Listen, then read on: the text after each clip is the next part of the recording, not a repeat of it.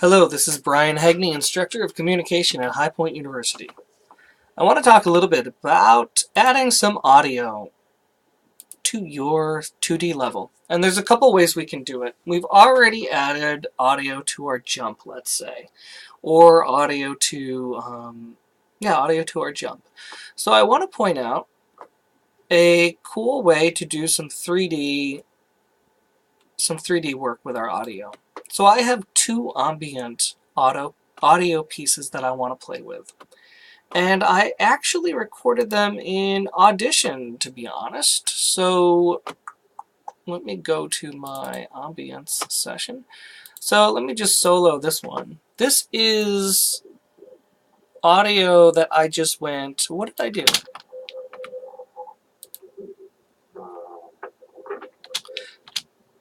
Yeah, this is audio that I was just going with myself. So that's fun.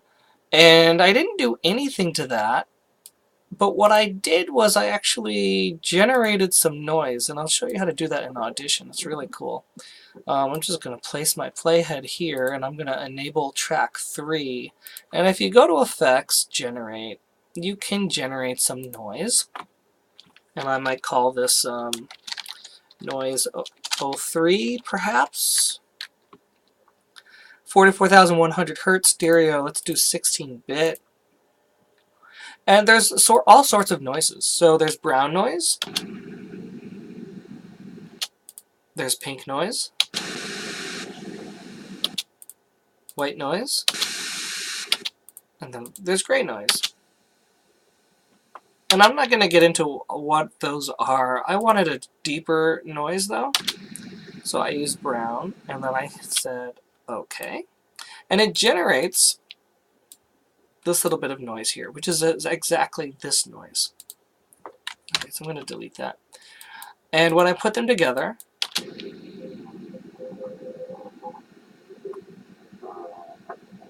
you see I have a noise, a little bit of ambient background, and then some noise here. I made a second one, and all I did was I recorded myself going once. And I'll show you what that sounds like.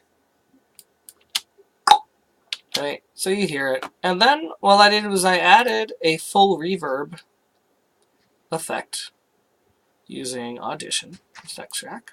Turn that on, and here's what it sounds like now. So it just sounds like it's in a cave, right? I don't know if that's something dripping. I don't know. And then I exported those as WAV files. I hope I did. I'm pretty sure I did. So now I'm going to bring those into my Unreal Engine. I'm going to create a folder called Audio. And I'm going to bring both of those in. And those are in D drive, this 3432 audio. And I've got an ambience mixdown, which is that, which I'm going to loop by double-clicking it and saying,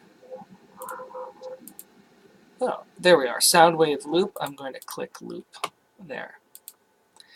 And I'm going to bring in the next one, and I'm not going to loop this one, pings. That's just one ping, right? So what I'm going to do is I'm going to right-click the ping one, pings, and I'm going to say create queue. I want to make a continuous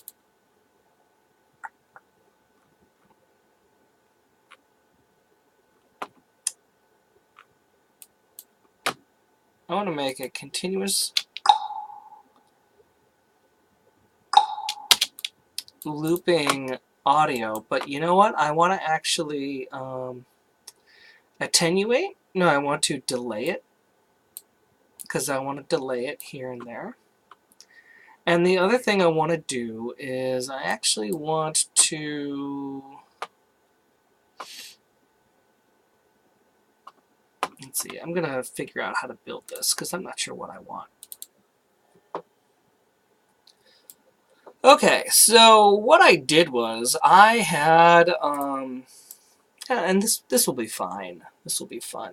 So I started off with this looping wave player, and I had one of them, and I set it to looping. And what I did was I dragged another wave player out into here, and when you click on it, you can set that to play any of the waves that you want. I, of course, set it to pings, right? Okay, but I don't need this one in here. And the next thing I did was I added a delay. I dragged out a delay node and hooked it up. And this delay was set to minimum of 1 second, maximum of 5 seconds. Delete that. This delay is a minimum of 0 seconds and a maximum of 1 second. The next thing I did was I added a modulator node, again right over here, and set the pitch min-max to 0.7 and 2, and again for both of them, pitch min-max 0.7 and 2. I did not add a modulator here. I could have, but the next thing I did was add a mixer, and the mixer is what allows me to play multiple audio components at once out of this output speaker. So when we play it all together,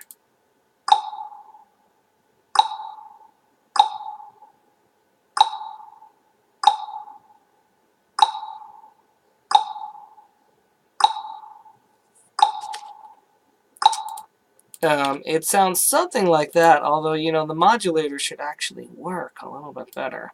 But let's figure out how that actually plays, and we can always change it up later. So the first thing I want to do is mention, okay, the ambience mixdown as a wave file we can actually drag into our scene and just let go. And if we do that, that becomes a node we can play with. A sound that has a localized XYZ location. Now, in order to make this work a little bit better, I'm going to change from perspective view up here to go to front view, and I'm going to change from wireframe to lit. No, no, no, no, no, no. Not at all. That's not what I'm going to do. Unlit? Oh my goodness. This is terrible. This is absolutely terrible. Okay, I'm not sure what's going on here. Oh my goodness. This is not what I want at all. Oh, my camera's right there. Oh, there. I must have to go into the left. No, I must have to go into the right viewport. Okay, weird. This is in the right viewport. I thought it'd be the front. Okay. What I want to do is actually select my character and move my character to be right here. So I'm going to start here, and I'm going to note my character is about -14 in the Y value, so this sound should actually be in the -14 Y value here. All that means is if I go into perspective mode, you see this green goes in and out of the camera, and that is my Y value that's changing.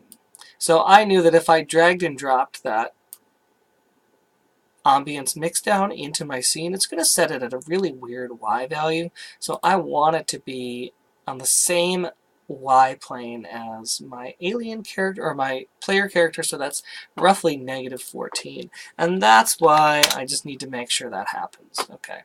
Set this back to right viewport. Okay.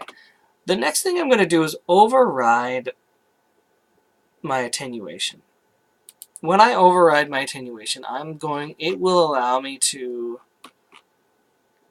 have two circles that kind of, actually they're spheres, that will tell me when I can hear my sound. And so I'm going to scroll down now to the attenuation distance. I'm going to keep it linear and sphere, and I'm going to change the fall-off distance now is where I will be able to hear that sound. And if I drag this down here, I will now be able to say, you know, that inner radius is where I can hear the full sound, and that fall-off distance is where I can hear some of the sound. Actually, I might want to change this from a sphere to a capsule, and I might want to do that and rotate the capsule this way, that should work. Fall off distance, height, capsule radius.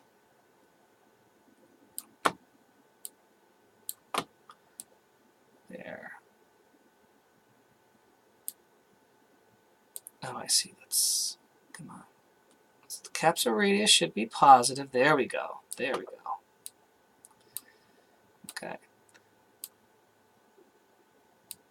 Now the reason I want to do this is to make sure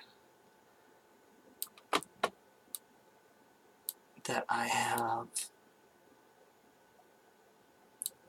a good enough, there we go. So now my attenuation is going to be around here. Maybe even decrease the capsule radius a little bit.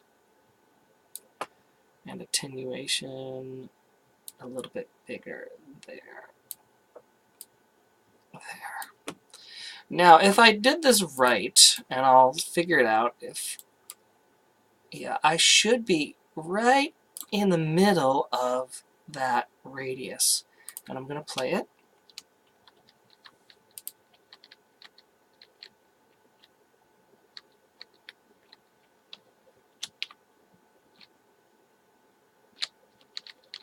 And of course, nothing happens, so that makes me assume that I need this to be a sphere, and I don't know if that's a glitch or not. And so I will set this back to what it was before.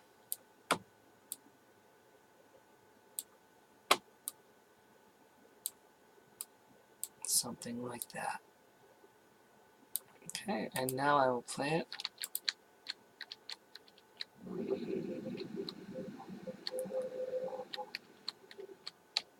And so as I go through that,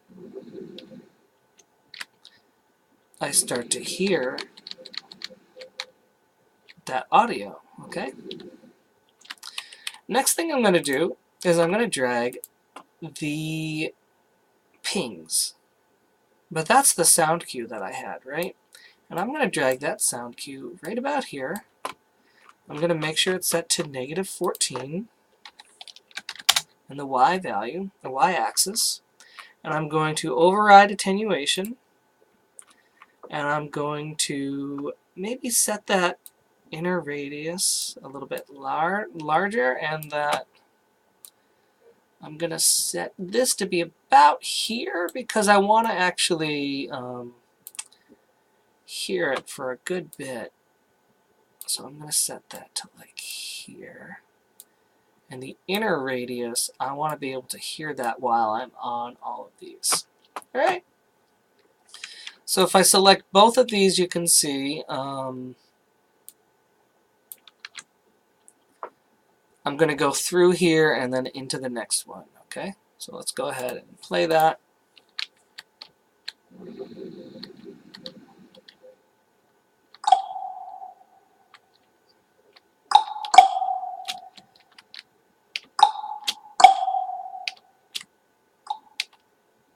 And then, of course, I go out of that. So that's one way to make spatialized audio, ambient audio. And you can either take it straight from a looping wave file, or you can develop a fairly complex, randomized, delayed, modulated series of audio components. Either one of those is going to help you create amazing ambience for your player, for your player's environment. So I hope that was helpful for you, and I will see you soon. Bye.